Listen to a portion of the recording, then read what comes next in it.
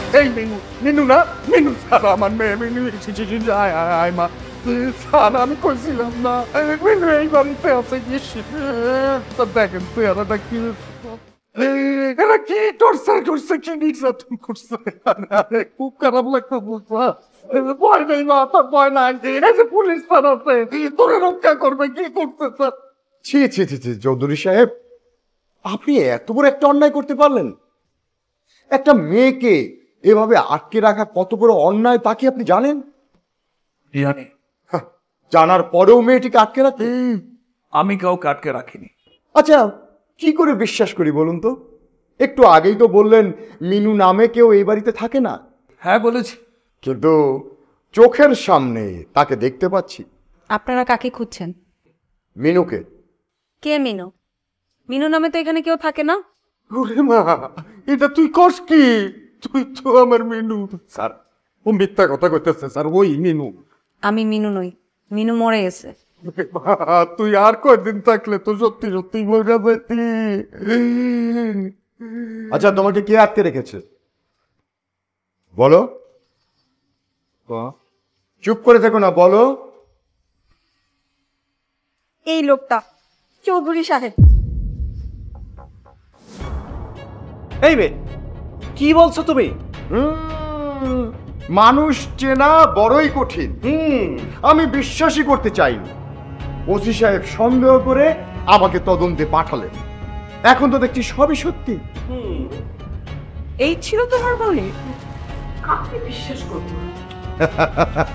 Madam, কাউকে বিশ্বাস করবেন না। এই যেমন আমরা সবাইকে সন্দেহ করি। আমি তো কাউকে সন্দেহ করি না। কেন কি আসে যায়? স্যার খুব খারাপ লাগে স্যার, খুব খারাপ লাগে স্যার। হ্যাঁ, খারাপ তো লাগারই কথা। স্যার স্যার, এখন আপনি একটা ডিসিশন নেন, আপনি একটা ফাইনাল ডিসিশন জানায় দেন স্যার। চৌধুরী সাহেব, আপনি একজন সম্মানিত ব্যক্তি, আর আপনার বিরুদ্ধে এই ধরনের একটা মামলা হোক তা আমি চাইব না। দেখেন কোনো মীমাংসা করে ফেলা যায় কিনা। আমাদের এভাবে ফাঁসিয়ে দিলে? আপা, আমি আগেই জানতাম। হোসেন মিয়া, স্যার আপনি কি মামলা তুলে নেবেন? স্যার আপনি বললে তো আমার তুলে নিতে বাধ্য, কিন্তু স্যার আমার এই যে মাইয়াটা এত বড় ক্ষতি হয়ে গেল স্যার, খুব খারাপ লাগে স্যার, খুব খারাপ লাগে। দেখুন, আপনাদের মতো লোকজনের তো মান সম্মান বলতে কিচ্ছু নেই, কিন্তু চৌধুরী সাহেবের মান সম্মান আছে। তার সম্মান রক্ষার্থে আপনি কি করতে পারেন তাই বলুন। 2 লাখ টাকা একটু বেশি হয়ে গেল না? তাইলে মামলাই চলুক।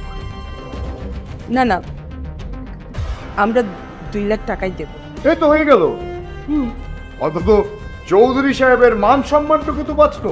জি জি চল মা চল।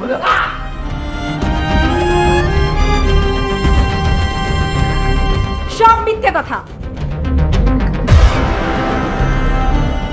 আমাকে এখানে জোর করে পাঠানো হয়েছে। কেন পাঠানো হয়েছে? রাতে ব্যাগ ভর্তি টাকা নিয়ে আমাকে পালাতে বলা হয়েছিল, আমি তা পারিনি। পরে আপনার নামে কলঙ্ক দিয়ে ওরা টাকা আদায় করতে চেয়েছিল,